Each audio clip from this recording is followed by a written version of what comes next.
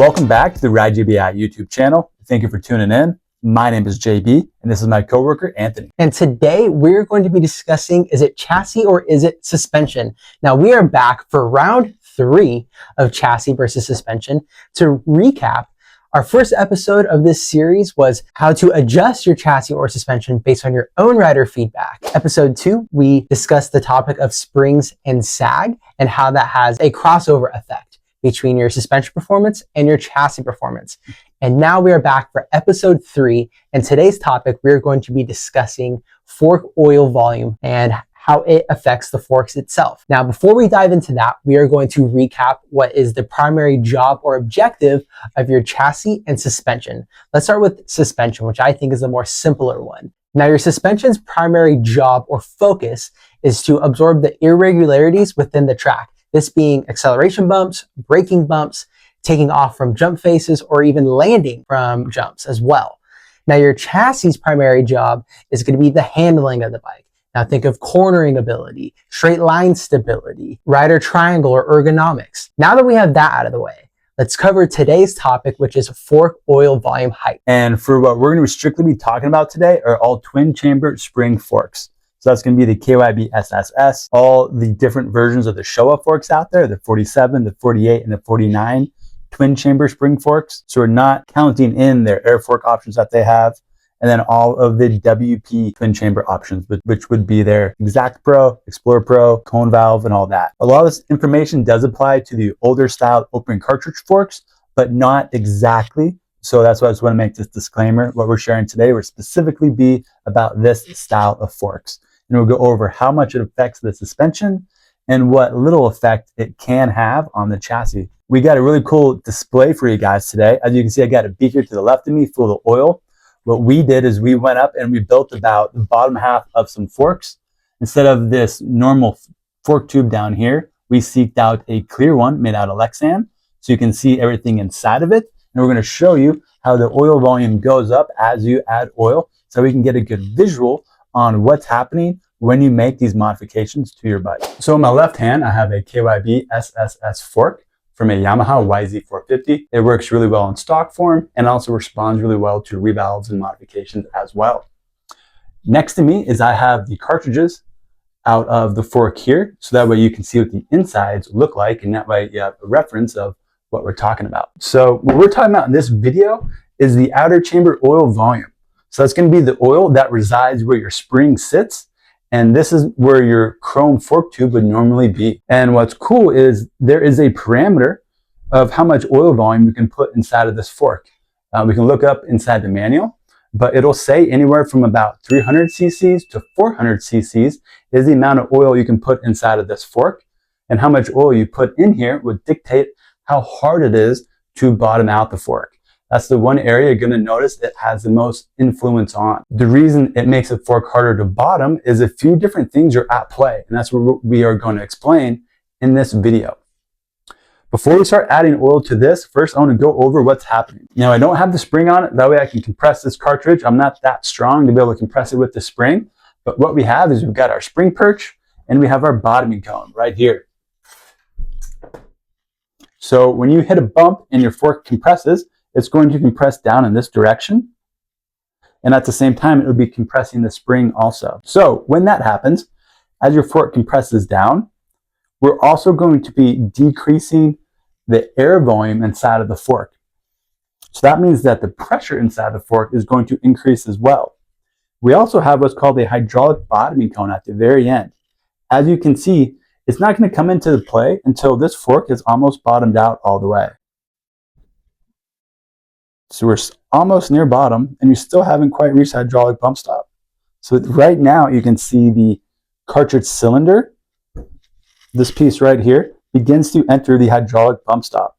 Now mind you, this would be full of oil, so it would make it very effective in slowing it down. This is one part of the fork that it only gives you bottoming resistance, and the only time it does that is the last 1.5 inches of travel. So it is effective, but it comes in to play very, very late in the travel. Now, what we're also going to cover is our spring seat.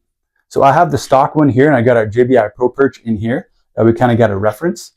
But also, when this compresses down, this is going to engage the oil that's in the outer chamber as well. And depending on how much oil we have, will dictate when this engages that oil. So now let's start adding some oil to this. That way we can kind of get a visual. This is just a standardized clear pipe that I got from McMaster Car. I had to take off the bushing on our Pro Perch in order for everything to fit inside of here. The inside diameter of this plastic tube is a little bit tighter or smaller than what a normal chrome tube is. So we still got the spring and everything else to fit in it, but I couldn't get everything to make a, let's say, exact replica. Minimum oil quantity that KYB recommends. So for that is 300 cc's. I got 250 cc's in my beaker here, full of some blood racing 5-weight fluid. This is the first time for me doing this as well. So if you see any genuine reactions, it is genuine. As you can see, the Pro Perch is much more restrictive than the OEM spring perch right here. And by that, I'm referencing how big the holes are for the oil to flow through. So logically, you can tell that this is probably going to give us a lot more bottoming resistance than the stock spring perch does. We'll go into some details about that also. So we're about this far up, and we still got about 100 cc's of oil to go. All right, so I have 300 cc's of oil inside of this tube, and this is pretty much what it would look like if you had 300 cc's of oil inside of your outer chamber fork, inside of the outer chamber of your fork tubes. As you can notice, our bottoming cone here, if you always have pretty much at least 200 cc's of oil, this will always be fully submerged in oil, and it has to be in order for it to be effective. So what we can take away is that regardless of the oil volume you have inside your fork, as long as it's over the manual's minimum, which is 300 cc's, but as you saw, as we put oil in here, as long as you have at least 200 cc's, this is always going to function and engage with the cartridge near the end of travel and give you better bottoming. But again, it comes very, very late in the game, or late in the stroke of fork travel. Let's watch to where our spring perch, this piece right here, will engage the oil that is red. So at about 300, the spring seat is going to engage the oil roughly at the same time that the oil lock collar or bottoming cone is going to engage with our cartridge. So some very good timing. By that I mean you're going to get the double effect of this helping slow the fork down and the spring seat slow the fork down. But let's say you have a setup and the fork's a little too soft. You have 300 cc's of oil, and your manual says that you can put in even more. Commonly, you may read in magazines to start with 5 or 10 cc's of oil as you make adjustments. In my opinion and in my experience, that's really, really small. It's not effective at all. But here we can get a nice visual. Here's about 10 cc's of oil, and you can see how little of effect it has on increasing the height of the oil. Now, mind you, as you can see, it has to work its way past the Pro Perch, and it has to work its way around the spring. This is going to be true for all forks. What we're doing here, this test, is in static, meaning the bike's not being ridden. When you ride, the oil is going to kind of be splashing around the entire time. Thankfully, we got gravity, so most of the oil is going to be at the bottom. But the key takeaway is the more oil you have, the higher the overall height will be as you ride. And the less oil you have, the lower average height the oil will be in your forks as you ride.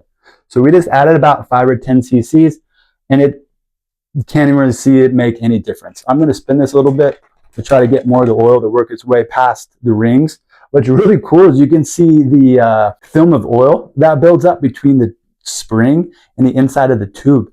Kind of acts as a nice, I guess maybe plain bearing in a sense, but it gives it some good lubrication. So it shows you the main job of oil in your outer chamber is also lubrication. So what we're going to do is add another 25 cc's, and that is not only going to increase the visual height of the oil. You know, we're going to do 30 cc's because it's just something easy we can see right here. But it's also going to reduce the air volume inside of the fork. We're going to put up a cool animation that shows you what happens when you take the volume of something and decrease the volume. We'll show the relationship of volume decreasing and the pressure increasing. So we're going to add 30 cc's of oil. So now we are at 330. For reference, the newer Yamahas, since about 2020-ish, come with about 300 cc's. I think the manual says 290. They come on the low side already. The maximum is 400 cc's. The Kawasaki KX450 from 19 to 23 came stock with, I think, 310 cc's of oil. The max was 400. And the Honda came stock with about 350 cc's of oil, with the range being 300 to 400. So again, we are at 330 right now. Here's our old line right here. So you can see that this raised up. So for every 30 cc's of oil you add of volume, the height of the oil is going to go up about an inch. So let's redo our earlier demonstration. So last time when we did it, the cartridge seal head entered the bottom out cone roughly the same time the spring seat was going to engage the oil. I think logically now we can tell that this is going to engage the oil earlier before this engages the bottoming cone.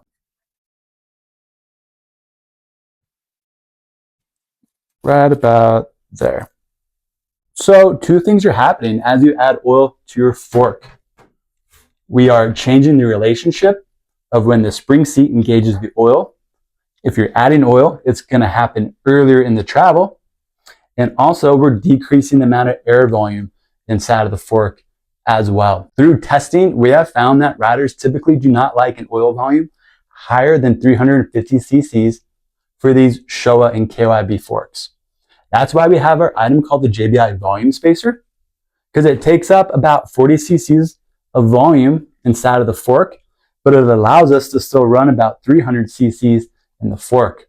So that way we can time the spring seat to engage the oil exactly when we want it to without losing out on the pressure buildup of the fork by having additional volume in there. So that's the whole point of our volume spacer. It's very simple. It's probably one of the most commonly misunderstood products we have, but luckily due to physics, it's highly effective. So we're at 330 right now. Let's put in another 30 cc's to put us at a total capacity of 360. And we are working our way towards the maximum of 400. Cool, let's get the pouring.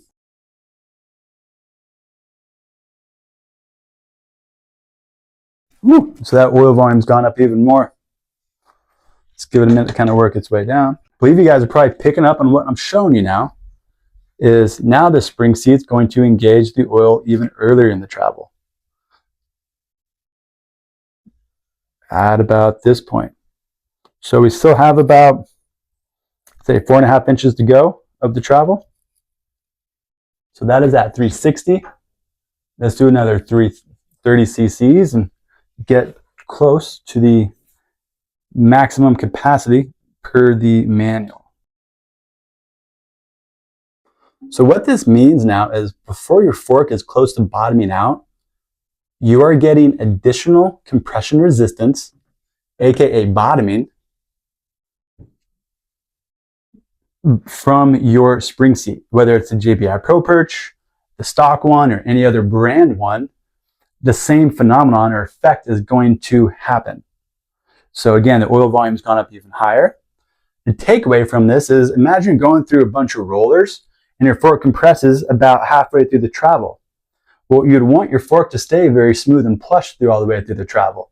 But instead, when it reaches that halfway point, the perch, again, our perch, an OEM one, is going to engage that oil and start slowing the fork down much sooner than we need it to be. Riders often describe this to me as a harsh feeling or often mid-stroke harshness. And this is due to because you likely have more than 350 cc's of oil or more in your outer chamber, and this is what's happening. So again, not only has we reduced the air volume inside the fork even more, so the rate at which pressure builds up will be even faster now, but also the spring seat is going to engage even earlier. Again, our bottoming cone, we're always engaged at the same point in travel. The bottoming cone is strictly position sensitive, meaning the only time it functions is at a certain point or position in the fork's travel. So let's do this again. We're roughly near the max capacity, and we're about halfway through the travel, and we've reached the oil point. You will commonly use half of your travel riding around the track or trails. I know we talk about the track a lot, but anytime you hear us say bump, that bump can be dirt, a rock, a root, a tree. A bump is a bump. It's an irregularity in the ground or terrain that you're riding on. So whatever we talked about here does apply to off-road riding as well. Your obstacles look different, but it's the same thing happening. It's a bump or irregularity in the ground or terrain you're riding on for it.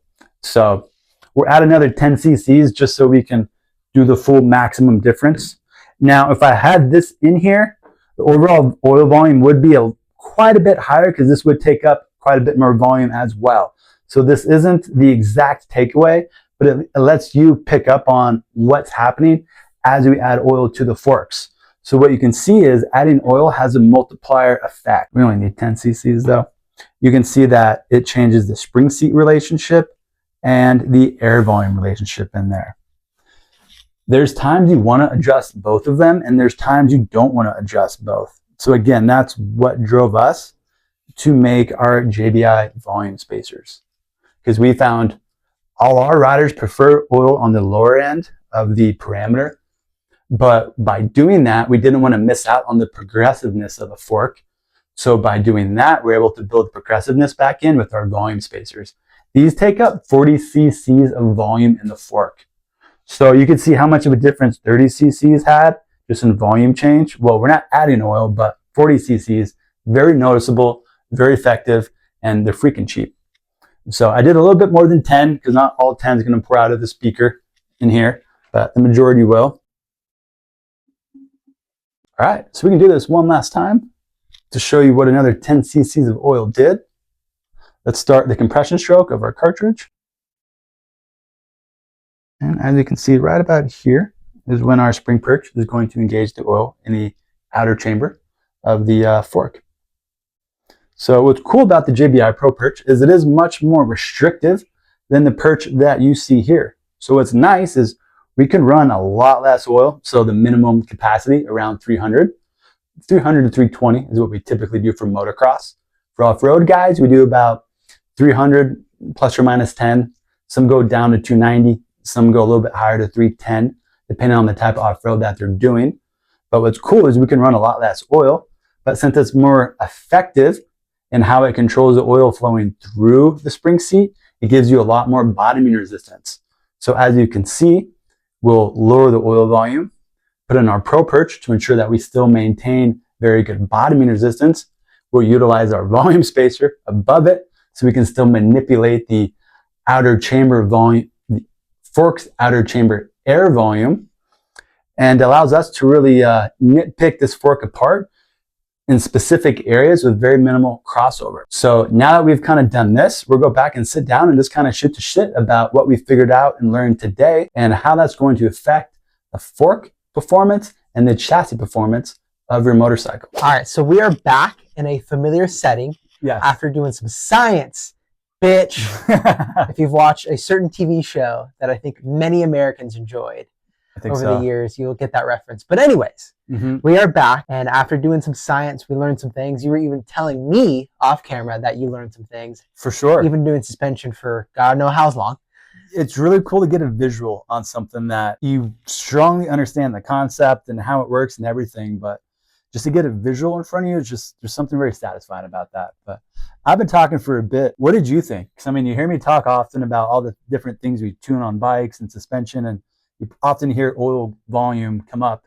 So what was some of your takeaways by seeing us go through that? When you're talking to customers on the phone or explaining certain products like the fork volume spacers, the JBI Titanium Pro Perch, I'm trying to think of how I could visualize that in my own mind. I'm a visual learner. And now that we've done this, I'm going to call it again, science experiment, I have a much better grasp and idea of how the fork volume spacers work, of how the JBI Titanium Pro Perch works, and how the OEM or stock spring seat functions.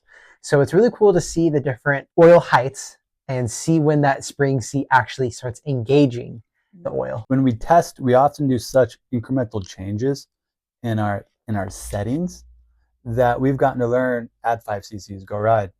Didn't feel a difference. Add another 5 cc's. Now you got 10 difference. Didn't feel a difference. I've gotten a chance to learn myself and working with riders how much oil you really have to put in the fork to get it to be noticeable. And for me, we always picked up on at least do 20, 25 cc's. And to me, it almost felt like an inch difference in travel. meaning if you added 25 cc's, the fork should start stiffening them up another inch sooner. So it's really cool just to see that actual effect happening just in front of our eyes and being able to see through the clear tube. And also to see that all the oil doesn't sit around there at the bottom. Again, the takeaway is this is the bike at static, meaning at rest. When you ride, oil is going to be sloshing around everywhere, but on average, a certain amount is going to be in the bottom. And the more oil you have in the fork, the more oil in the bottom of the fork there would be compared to a lesser amount of oil volume. When it comes to suspension or chassis, oil really has the strongest influence just over the suspension. So for the most part, it's going to be landing from jumps and high impacts. As you begin to reach its maximum capacity, it is going to start influencing how the bike feels over, let's say, medium obstacles as well. So think rollers, small jumps, maybe some small flat landings, anything we're going to use up half or a little more than half of the travel. It's not going to have too much of an influence over on the small and medium bumps. It certainly can as you get close to the near max of the capacity, but a lot of that is because now the pressure inside the fork is building up a lot quicker. And that also applies to our overall spring rate. We talked about that in episode 2, meaning what is your combined effective spring rate? And that's your mainspring, your oil volume, and your pressure spring. So check out that video again if you want more details on that. But oil volume in the fork has very little influence over the chassis or the handling of the motorcycle. It's one of those few adjustments you can do that strictly has a very big influence on the feel of the suspension. So again, bumps and jumps. And it's really neat and nice having the ability to have a modification like that with very minimal crossover effect. I'm glad you brought that up because my next question and segue before we wrap up here was somebody, or maybe even multiple people, might be sitting on their couch or maybe even in the car on their lunch break watching this video and saying, does this have an effect on chassis? And the answer is very, very little, unless you're near, let's say, the extremes of both ends.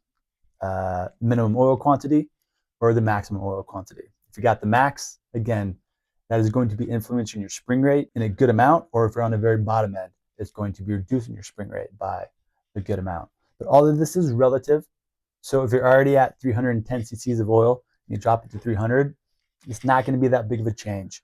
It's understanding where you're beginning from and where you're ending at. So anybody with a Honda, if you want some better bottoming out of your forks and you want them to feel a little bit better, get rid of that stock oil volume of about 350 cc's.